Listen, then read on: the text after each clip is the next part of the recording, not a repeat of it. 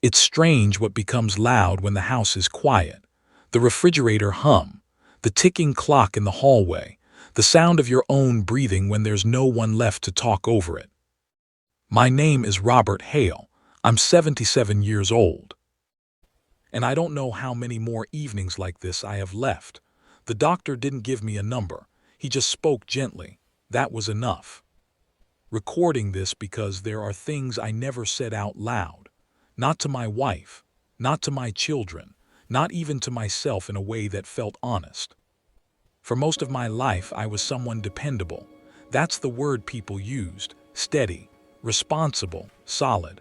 I wore those words like a uniform. They fit well enough that no one questioned it. I didn't question it either. I was born in 1948 in a small house with thin walls and a father who believed a man's worth was measured by how little he complained. He worked at a steel plant. Came home smelling like metal and sweat. He rarely smiled, but he never missed a day of work.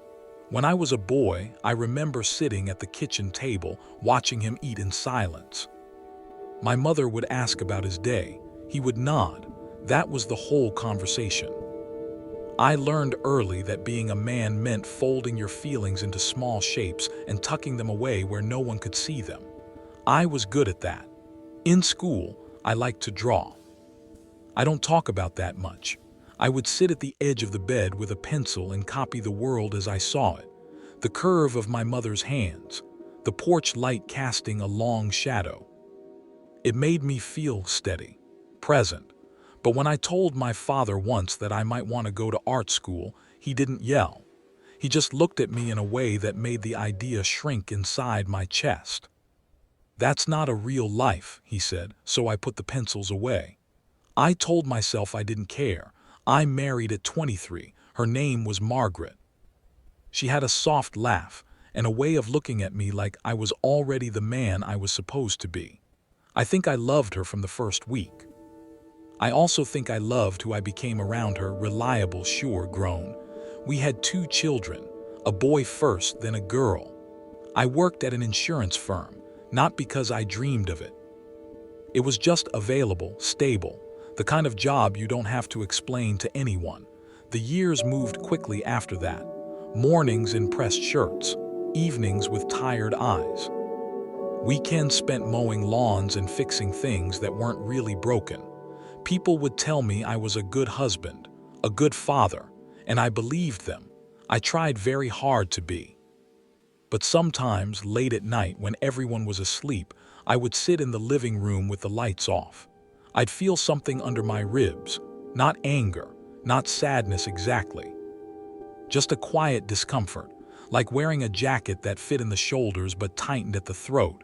I ignored it. There was always something more urgent. Bills, school meetings, promotions.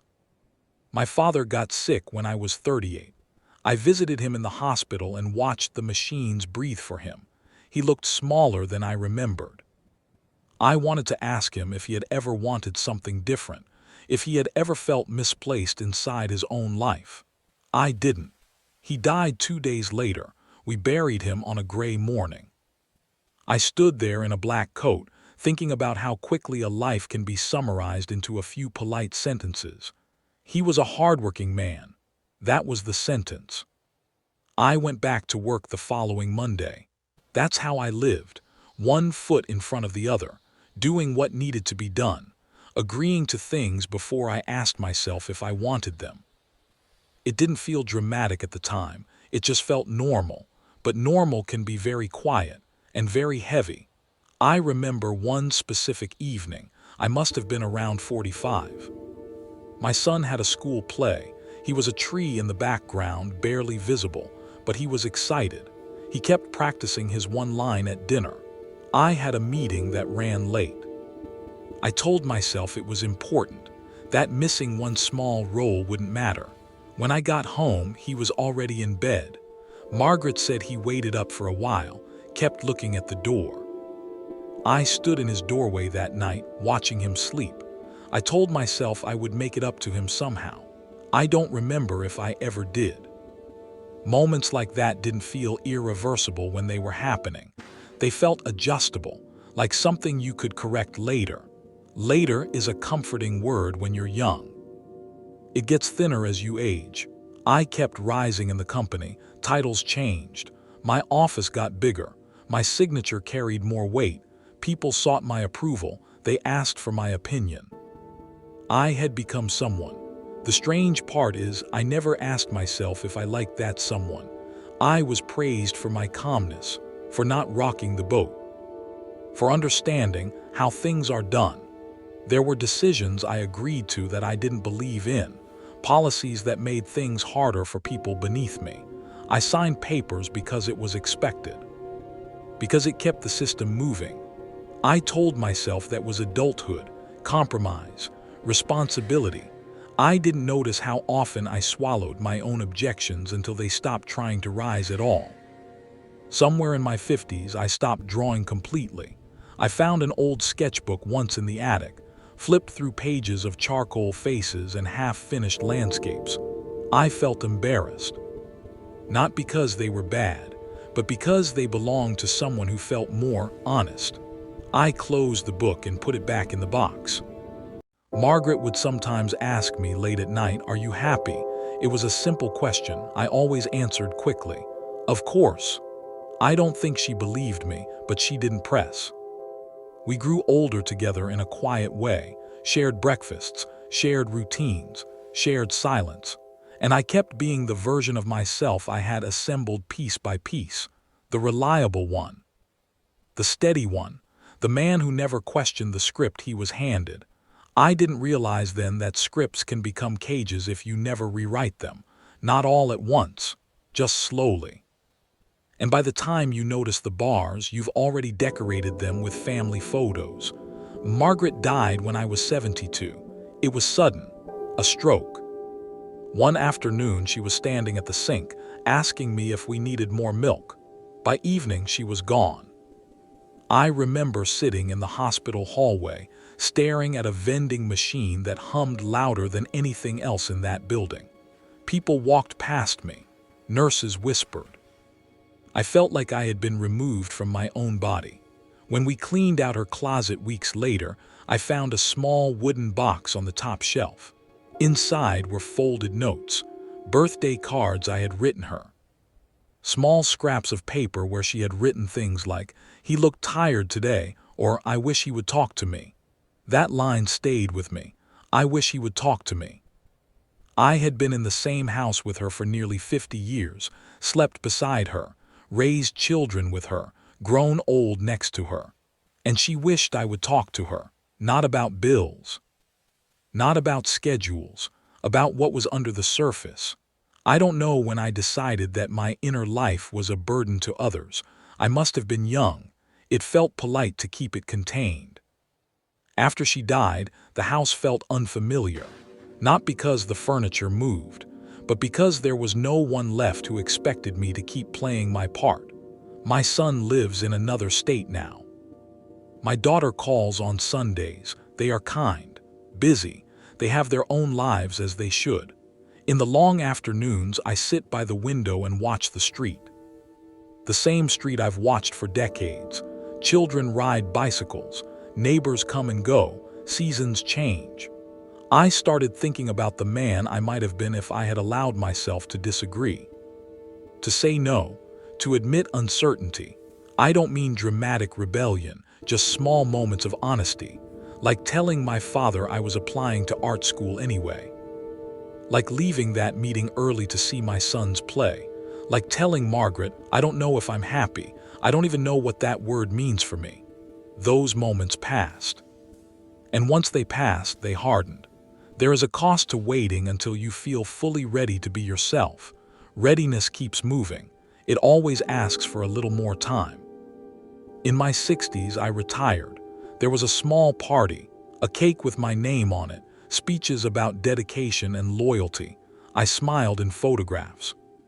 Driving home that day, I felt an unexpected emptiness. For 40 years, I had built my identity around being needed by that building, those desks, those signatures. And suddenly I was. I thought retirement would feel like freedom.